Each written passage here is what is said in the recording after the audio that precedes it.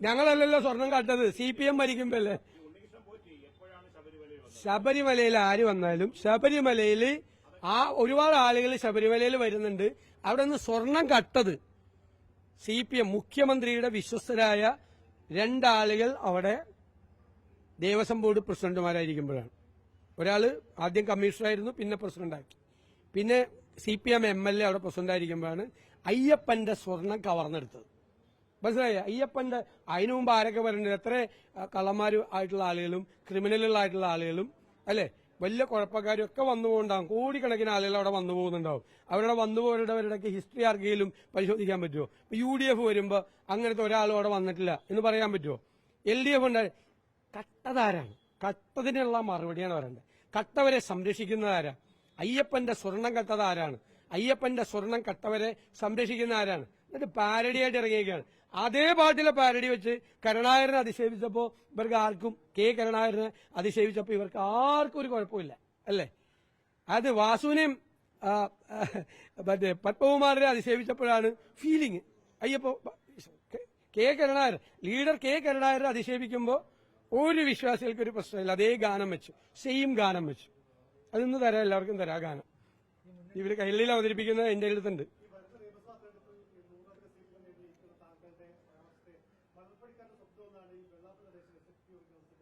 അല്ല, അത് അദ്ദേഹം പറഞ്ഞതിനുള്ള മറുപടി ഞാൻ അദ്ദേഹത്തിന് കൊടുത്തിട്ടുണ്ടല്ല. അദ്ദേഹം ഇടയ്ക്കിടയ്ക്ക് ഇങ്ങനെ പറയണമെന്ന് മാത്രമല്ല എന്റെ അഭ്യർത്ഥന. ഇനി അസംബ്ലി ഇലക്ഷൻ വരുന്നതിന് എന്റെ ഇടയിൽ എല്ലാ ആഴ്ചയും അദ്ദേഹത്തിന്റെ ഒരു പത്രസമ്മേളനം ഉണ്ടാകണം എന്നാണ് എന്റെ വിനയപൂർവ്വമായ അഭ്യർത്ഥന. ഞാൻ പറയേണ്ട കാര്യത്തിന് ഞാൻ മറുപടി പറഞ്ഞോളാം. ഞാനൊന്നും അദ്ദേഹത്തെ ഒന്നും വിഷമിപ്പിക്കുന്ന രീതിയിലൊന്നും പറയില്ല. അദ്ദേഹത്തിന്റെ പ്രായം, അദ്ദേഹത്തിന് ഇരിക്കുന്ന സ്ഥാനം, ആ സ്ഥാപനത്തോടൊക്കെ ഞങ്ങൾക്ക് നല്ല ബഹുമാനവും എല്ലാം ഉള്ള, ഗുരുദേവനെ ബഹുമാനിക്കുന്നവരെ ഞങ്ങളെല്ലാവരും. അപ്പൊ അദ്ദേഹം അങ്ങനെ വേറെ എന്തെങ്കിലും പൊളിറ്റിക്കലായിട്ട് പറഞ്ഞാൽ ഞാൻ സഭ്യമായ ഭാഷയിൽ നല്ല രീതിയിൽ മറുപടി പറയണം. എന്റെ ഒരു അഭ്യർത്ഥന, ഇലക്ഷൻ കഴിയുന്നത് വരെ എല്ലാ ആഴ്ചയിലും അദ്ദേഹം ഇപ്പോൾ പറഞ്ഞുകൊണ്ടിരിക്കുന്ന കാര്യങ്ങളും ഈ ഇലക്ഷന് മുമ്പ് പറഞ്ഞുകൊണ്ടിരിക്കുന്ന കാര്യങ്ങളും തുടർച്ചയായി പറഞ്ഞുകൊണ്ടിരുന്ന നല്ലതായിരിക്കും ഞങ്ങൾ. അല്ല, ഞാനതൊന്നും പറഞ്ഞില്ലല്ലോ. ഞാൻ ഇനിയും അത് അങ്ങനെ തുടരണം, സന്തോഷമായിരിക്കും എന്നേ പറഞ്ഞുള്ളൂ. ഞാൻ പറഞ്ഞല്ലോ, ഞങ്ങൾ ഇപ്പോൾ ഒരു ചർച്ചയില്ല, ഒരു പാർട്ടികളായിട്ട് ചർച്ച ചെയ്യുന്നില്ല, ആരെയും അതിനു വേണ്ടിയിട്ട് അധികാരപ്പെടുത്തിയിട്ടുമില്ല, ഒന്നും ചെയ്തിട്ടില്ല. പക്ഷെ നിയമസഭാ തെരഞ്ഞെടുപ്പിന് മുമ്പ് UDF കുറെ കൂടി ഇപ്പൊ ശക്തമായ അടിത്തറയാണ്. ഞാൻ പറഞ്ഞല്ലോ, കുറെ പാർട്ടികളുടെ കോൺഫെഡറേഷൻ മാത്രമല്ല, ഒരുപാട് സാമൂഹ്യ ഘടകങ്ങളുള്ള ഒരു കേരളത്തിലെ ഏറ്റവും വലിയ പൊളിറ്റിക്കൽ പ്ലാറ്റ്ഫോം UDF ആണ്. കേരളത്തിലെ, ഞാൻ അഭിമാനത്തോടു കൂടി പറയാം, കേരളത്തിലെ ഏറ്റവും വലിയ പൊളിറ്റിക്കൽ പ്ലാറ്റ്ഫോം. LDF ഒന്നും അതിന്റെ അടുത്ത് നിൽക്കില്ല. ഇപ്പൊ തന്നെ കണ്ടില്ലേ എത്ര ലക്ഷം വോട്ടാ വ്യത്യാസം മനസ്സിലായില്ലേ? അതായത് കഴിഞ്ഞ പ്രാവശ്യത്തെയും കവർ ചെയ്ത് വന്നപ്പോൾ ഒരു 10-15 ലക്ഷം വോട്ടാണ് ഞങ്ങൾ 5 കൊല്ലം കൊണ്ട് കവർ ചെയ്തേക്കണം. 10-15 ലക്ഷം വോട്ടാ. കേരളത്തിൽ 15 ലക്ഷം വോട്ടിന്റെ മാർജിൻ എന്ന് പറഞ്ഞു കഴിഞ്ഞാൽ വലിയ പെർസെന്റേജാണ്. അത് ഞങ്ങളുടെ പൊളിറ്റിക്കൽ പ്ലാറ്റ്ഫോമാണ്. ഞങ്ങൾ ഇലക്ഷൻ നേരിടുന്ന പൊളിറ്റിക്കൽ പ്ലാറ്റ്ഫോം. ഇതിനേക്കാൾ വലിയ പൊളിറ്റിക്കൽ പ്ലാറ്റ്ഫോം ആയിരിക്കും, ഇതിനേക്കാൾ വിപുലീകരിക്കപ്പെട്ട പൊളിറ്റിക്കൽ പ്ലാറ്റ്ഫോം ആയിരിക്കും നിയമസഭാ തെരഞ്ഞെടുപ്പ് നേരിടുന്ന UDF. ഞാനതൊന്നും പറയില്ല. ഞാൻ പറഞ്ഞല്ലോ, ഒരു പാർട്ടിയായിട്ട് ഇപ്പോൾ ഒരു ചർച്ചയും നടക്കുന്നില്ല.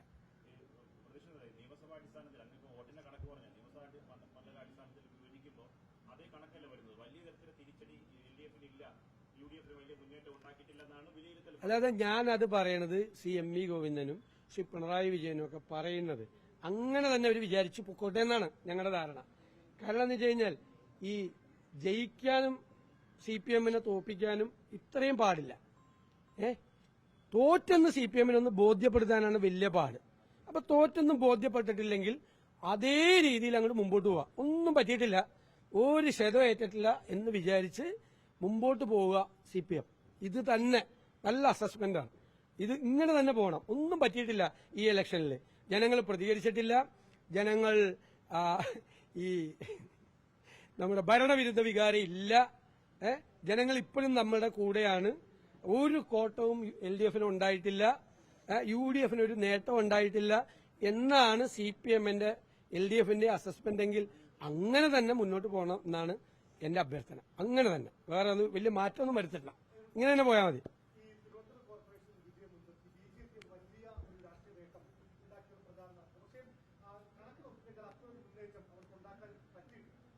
അല്ല, അവർക്ക് സീറ്റുകൾ കിട്ടിയിട്ടുണ്ട്. അത് നമ്മൾ അംഗീകരിക്കാതിരുന്നിട്ട് കാര്യമില്ല. അവർക്ക് സീറ്റുകൾ കിട്ടിയിട്ടുണ്ട്, അവർക്ക് 50 സീറ്റ് കിട്ടിയിട്ടുണ്ട്. നിസ്സാരമായ ഒരു കാര്യമല്ല. CPM-ന്റെ കയ്യിൽ നിന്നാണ് ഈ സീറ്റുകൾ മുഴുവൻ പോയത്. ഞങ്ങളുടെ സീറ്റ് ഏകദേശം ഇരട്ടിയായി, UDF-ന്റെ സീറ്റ് ഇരട്ടിയായി.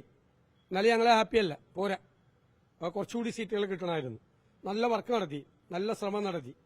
വളരെ മോശമായ ഒരു അവസ്ഥയിൽ നിന്നാണ് ശ്രീ K മുരളീധരന്റെ നേതൃത്വത്തിൽ എല്ലാവരും ഒരുമിച്ച് നിന്നുകൊണ്ട് നല്ല വർക്ക് നടത്തിയത്. നല്ല ഡബിളായി. CPM-ന്റെ ആണ് റോഷൻ, CPM-ന്റെ ഭാഗത്ത് നിന്നുകൊണ്ടാണ് അവർക്ക് സീറ്റുകൾ കിട്ടിയിട്ടുണ്ട്. അതിനെ നമ്മൾ ചെറുതായി കാണണ്ട. പക്ഷേ സംസ്ഥാനത്ത് BJP-യുടെ വോട്ടിംഗ് ശതമാനം താഴേക്കാണ് പോകുന്നത്. സംസ്ഥാനത്ത് ടോട്ടൽ തിരുവനന്തപുരത്ത് അവർ നേട്ടം ഉണ്ടാക്കിയിട്ടില്ല എന്ന് നമ്മൾ പറയണ്ട. സംസ്ഥാനത്ത് BJP താഴോട്ടാണ് പോകുന്നത്. BJP-ക്ക് ഒരു കുതിപ്പുണ്ടാക്കാൻ സംസ്ഥാനത്ത് പറ്റിയില്ല, താഴോട്ടാണ് പോകുന്നത്. പല ജില്ലകളിലും വളരെ മോശം പെർഫോമൻസാണ് BJP. അവർ പ്രതീക്ഷിച്ച പോലെയോ അവർ പറഞ്ഞ പോലെയോ ഒന്നും അവർക്ക് പെർഫോം ചെയ്യാൻ ഈ ഇലക്ഷനിൽ പറ്റിയിട്ടില്ല. തിരുവനന്തപുരത്ത് അവരുണ്ടാക്കിയിട്ടുണ്ട്, അത് യാഥാർത്ഥ്യമാണ്. നമ്മളെന്തിനാ ഉള്ളത് കാണാതെ പോകുന്നത്? എന്തിനാ കണ്ടാതെ പോയാൽ നമ്മുടെ ഈ CPM കണക്ക് കൂട്ടുന്ന പോലെ ആവും കണക്ക്. 50 സീറ്റ് അവർക്ക് കിട്ടിയിട്ട് അവർക്ക് ഒരു നേട്ടം ഉണ്ടായിട്ടില്ല എന്ന് നമ്മൾ പറഞ്ഞാൽ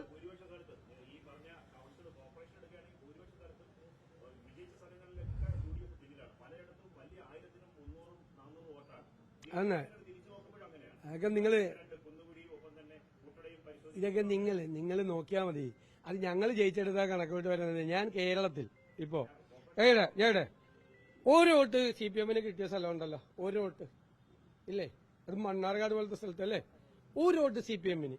അവിടെ ആരുമായിട്ടായിരുന്നു ധാരണ? വെൽഫെയർ പാർട്ടിയായിട്ടായിരുന്നു ധാരണ. എന്നിട്ട് എന്തു പ്രസംഗമാണ് മറ്റേ പിണറായി വിജയൻ നടത്തിയത്? അപ്പൊ എത്ര സ്ഥലത്ത് ആരൊക്കെയായിട്ട് ധാരണ ഉണ്ടാക്കിയിട്ടുണ്ട്? ഞാൻ കേരളത്തിൽ നിരവധി വാർഡുകൾ BJP CPM തമ്മിൽ ധാരണ ഉണ്ടാക്കിയിരിക്കുന്ന വാർഡുകൾ ഞാൻ കാണിച്ചു തരാമല്ലോ. എറണാകുളം കൊച്ചിൻ കോർപ്പറേഷൻ അടക്കം. കൊച്ചിൻ കോർപ്പറേഷനിൽ BJP CPM ധാരണയുണ്ടായിരുന്നു പല സ്ഥലത്തും. ഞാൻ കണക്ക് വെച്ച് കാണിച്ചു തരാം. ഇതൊക്കെ ഇഷ്ടംപോലെ തെളിവുകൾ കേരളത്തിൽ എല്ലായിടത്തും ഉണ്ട്.